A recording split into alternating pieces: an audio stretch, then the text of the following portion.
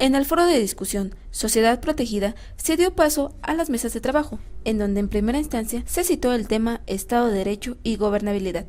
destacando los puntos legislativa, equilibrio de poderes, gobernabilidad democrática, descentralización administrativa y la construcción de un Estado eficaz, en donde intervino el diputado Fernando Fernández García para desarrollar su propuesta. Se trata de una propuesta de carácter legislativo que finalmente tiene que ver con la Ley General de Asentamientos Humanos en el ámbito obviamente federal. Sin embargo, lo comento primero la propuesta, la iniciativa ya se encuentra elaborada y se entrega de ella. Lo siguiente será la justificación y el por qué es importante llegar a esta propuesta para los asentamientos humanos, particularmente las zonas metropolitanas.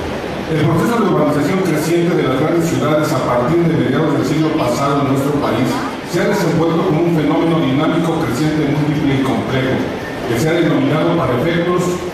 de manejo administrativo y de atención institucional como desarrollo metropolitano. Históricamente, en general, en los países en proceso de desarrollo, las tendencias y características más sobresalientes que ha tomado la urbanización, tales como el crecimiento del área urbana, sus ritmos de intercambio, localización, sus aspectos económicos, políticos y sociales, así como culturales, demográficos, conjuntamente con el surgimiento del fenómeno metropolitano, han sido determinadas por las relaciones del exterior, perfilando un desarrollo urbano metropolitano caracterizado por aglomeraciones gigantescas en lapsos de tiempo muy corto, resultado de un proceso de expansión territorial y de agregación poblacional masiva de forma acelerada, como es el caso de la zona metropolitana del Valle de México, en donde la Ciudad de México se ha convertido en una ciudad central que influye en muchos casos y determina la dirección económica, política, no solo del territorio conurbano, sino también su influencia en todo el país.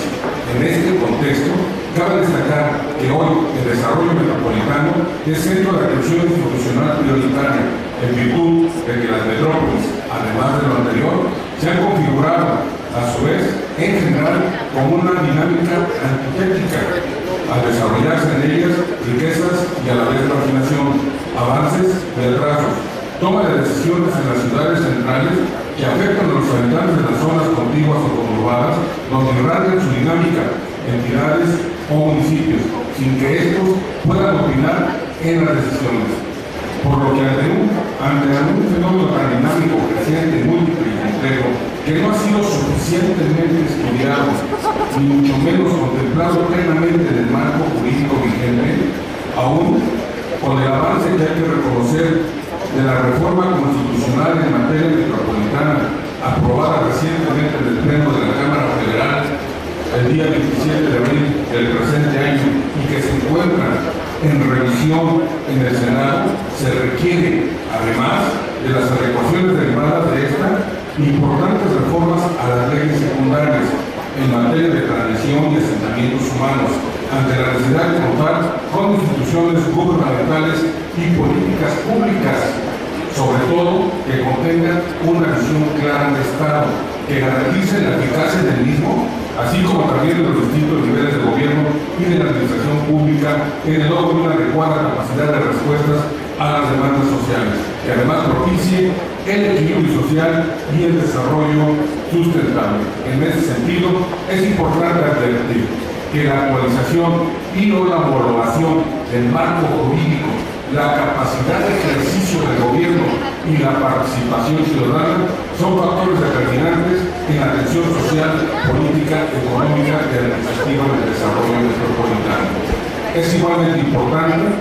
que consecuentemente a la actualización y homologación del marco jurídico y paralelamente a esto, se debe observar que el diseño de programas y políticas públicas para la atención gubernamental eficaz del desarrollo metropolitano desde una visión de Estado, se debe considerar la correlación de fuerzas políticas y económicas nacionales y o locales que tienen objetivos diferenciados y muchas veces encontrados a la par del impacto que significa el proceso de globalización en las tareas del Estado, que requiere de este más que un papel de eficacia económico-administrativa y de resultados,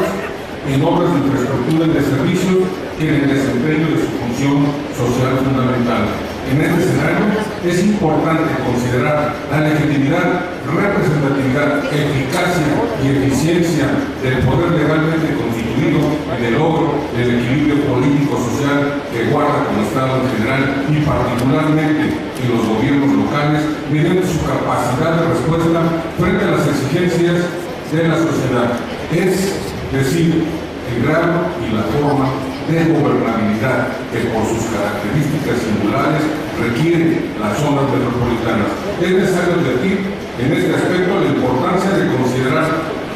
las diversas formas que han adquirido en nuestro país, como lo define el Plan Nacional de Desarrollo Urbano y Ordenamiento Territorial 2001-2006, a las metrópolis